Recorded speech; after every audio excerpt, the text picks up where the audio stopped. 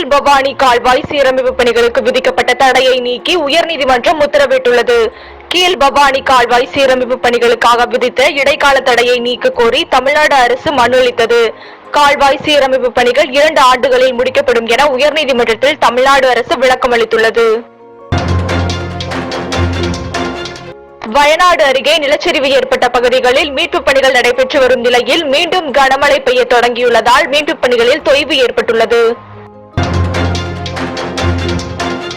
சென்னையில் கடந்த 9 நாட்களில் மட்டும் 4161 மெட்ரிக் டன் திடக்கழிவுகள், கட்டடக் கழிவுகள் அகற்றப்பட்டுள்ளது. சென்னையில் 15 மண்டலங்களிலும் பேருந்துகள் செல்லும் சாலைகளில் உள்ள கழிவுகள் ஆகஸ்ட் 10ஆம் தேதிக்குள் அகற்றப்படும் என மாநகராட்சி அறிவித்துள்ளது. பாரிஸ் ஒலிம்பிக் வில்வித்தை போட்டி மகளிர் ஒற்றையர் பிரிவில் இந்திய வீராங்கனை தீபிகா குமாரி வெற்றி பெற்றுள்ளார். நெதர்லாந்து வீராங்கனையை வீழ்த்தி கால் இறுதிக்கு முந்தைய சுற்றுக்கு தீபிகா குமாரி முன்னேறியுள்ளார். இளநிலை கூட்டுறவு தணிக்கையாளர் பணிக்கான கல்வி சான்றுகளை சரிபார்ப்பதில் நடந்த TNPSC-யில் குளறுபடியில் விசாரணை தேவை என பாமக நிறுவனர் ராமதாஸ் தெரிவித்துள்ளார். சட்டப்படிப்புக்கு விண்ணப்பிப்பதற்கான கால அவகாசத்தை நீட்டித்து தமிழ்நாடு டாக்டர் அம்பேத்கர் பல்கலைக்கழகம் அறிவிப்பை வெளியிட்டுள்ளது.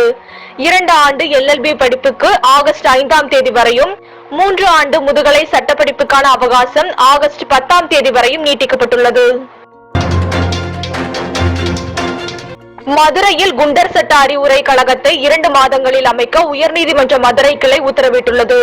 தவறினால் தலைமை செயலாளர் நேரில் ஆஜராக உத்தரவிட நேரிடும் எனவும் உயர்நீதிமன்ற மதுரை கிளை தெரிவித்துள்ளது. உயர்நீதிமன்ற மதுரை கிளை வழக்கறிஞர்கள் சங்கம் சார்பில் தொடர்ந்த பொதுநல வழக்கில் உத்தரவு பிறப்பிக்கப்பட்டுள்ளது. ஈரோடு மாவட்டம் சஞ்சய் நகரில் மருத்துவர் பழனிசாமி வீட்டில் இருந்து 80 சவரன் நகை கொள்ளையடிக்கப்பட்டது.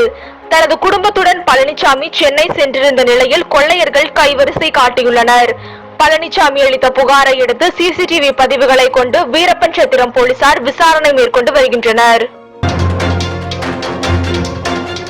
ஒடிசாவின் பிஜு ஜனதாதளம் கட்சியை சேர்ந்த மாநிலங்களவை உறுப்பினர் மமதா மோகந்தா திடீர் ராஜினாமா செய்துள்ளார். தனது ராஜினாமா கடிதத்தை மாநிலங்களவை தலைவர் ஜெகதீப் தன்கருக்கு அனுப்பினார் மமதா.